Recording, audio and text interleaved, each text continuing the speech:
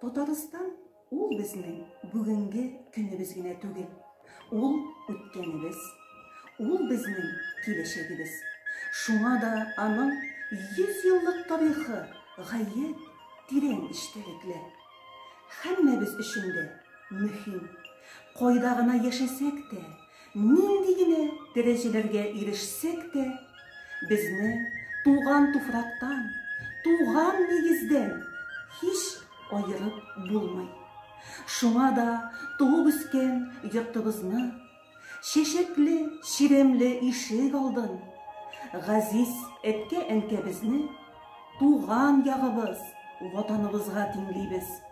Аның һәрбер урамы, һәрбер сукмагы, чишмә юлы, икмәк үскән басуы күңелгә якын. Анда яшәүче тырыш халкы, туганнарым кебек, үзе зур байлык. Туган ягыбызның гүзәллеге гөлбакчага тиң.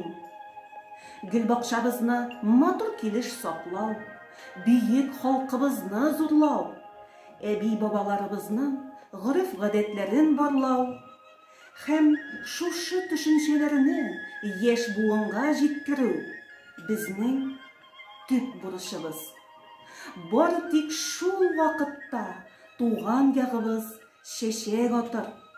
Бары тик шул вакытта киләчәгебез матур, ышанычлы булыр.